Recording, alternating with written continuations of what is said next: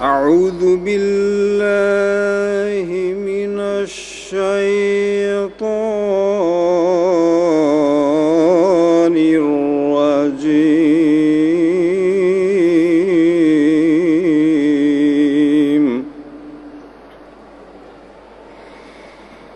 بسم الله الرحمن الرحيم.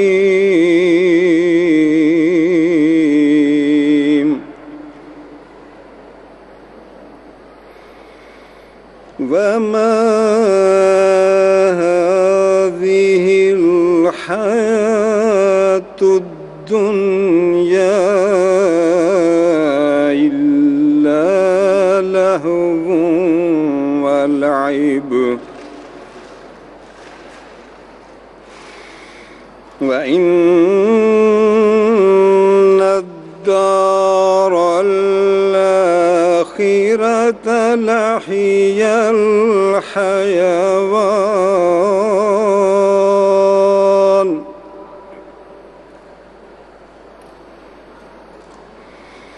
لو كانوا يعلمون.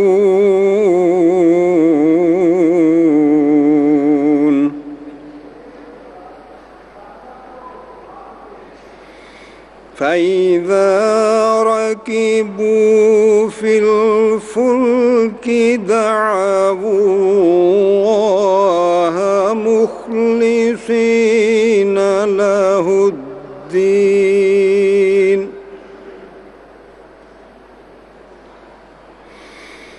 فلما نجاهم إلى البر إذا هم يشركون.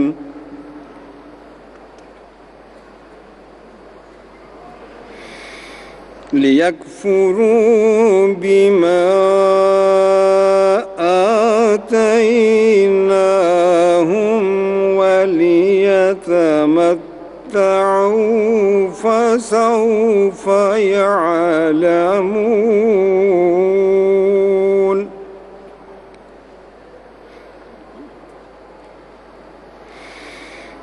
أولم يروا أنا جعلنا حرما آمنا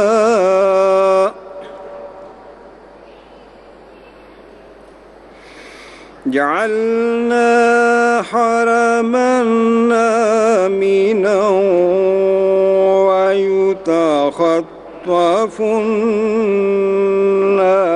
من حولهم أفبالباطل يؤمنون وبنعمة الله يكفرون.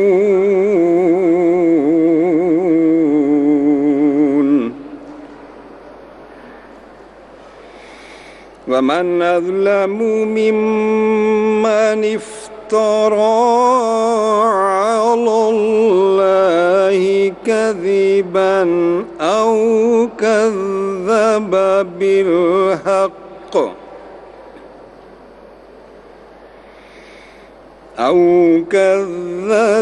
بالحق لما جاءه.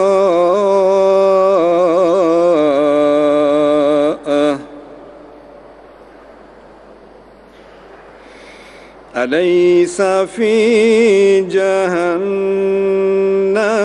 مثوى للكافرين؟ والذين جاهدوا فينا لنهدينهم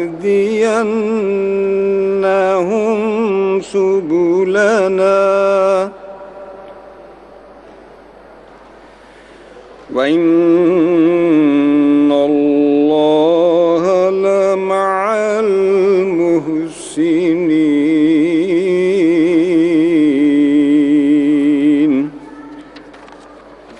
Jazakumullah.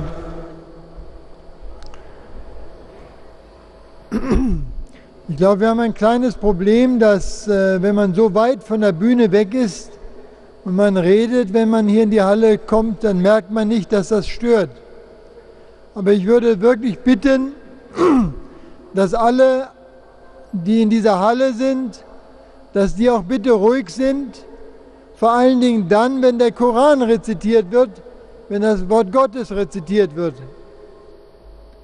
Und wenn Sie hören, dass neben Ihnen einer spricht, dass Sie ihn dann bitten, mit Handzeichen ruhig zu sein. Nur so können wir gemeinsam hier unsere Disziplin verbessern.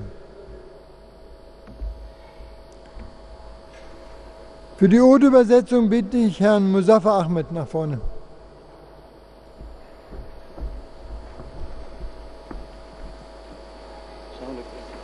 السلام علیکم ورحمۃ اللہ. بسم اللہ الرحمن الرحیم. ابھی تلاوت کی جانے والی سورہ عنکبوت کی آیات 65 تا 70 کا اردو ترجمہ بیان فرمودہ حضرت خلیفۃ المسیح الرابع رحمہ اللہ تعالی پیش خدمت ہے. اللہ کے نام کے ساتھ جو بے انتہا رحم کرنے والا، بن مانگے دینے والا اور بار بار رحم کرنے والا ہے. اور یہ دنیا کی زندگی غفلت اور کھیل تماشا کے سوا کچھ نہیں، اور یقیناً آخرت کا گھر ہی دراصل حقیقی زندگی ہے. کاش کہ وہ جانتے. بس جب وہ کشتی میں سوار ہوتے ہیں تو وہ اللہ کو پکارتے ہیں، اسی کے لیے اپنے دین کو خالص کرتے ہوئے. پھر جب وہ انہیں خشکی کی طرف بچا لے جاتا ہے تو اچانک وہ شرک کرنے لگتے ہیں، تاکہ وہ ناشکری کریں اس کی جو ہم نے انہیں عطا کیا، اور تاکہ وہ کچھ عارضی فائدہ اٹھا لیں. پس وہ عنقریب اس کا نتیجہ جان لیں گے. کیا انہوں نے نہیں دیکھا کہ ہم نے ایک امن والا حرم بنایا ہے، جبکہ ان کے ارد گرد سے لوگ اچک لیے جاتے ہیں؟ تو پھر کیا وہ جھوٹ پر ایمان لائیں گے اور اللہ کی نعمت کا انکار کر دیں گے؟ اور اس سے زیادہ ظالم کون ہو سکتا ہے جو اللہ پر ایک بڑا جھوٹ گھڑے یا حق کو جھٹلا دے جب وہ اس کے پاس آئے؟ کیا کافروں کے لیے جہنم میں ٹھکانہ نہیں؟ اور وہ لوگ جو ہمارے بارے میں کوشش کرتے ہیں، ہم ضرور انہیں اپنی راہوں کی طرف ہدایت دیں گے، اور یقیناً اللہ احسان کرنے والوں کے ساتھ ہے. جزاکم اللہ.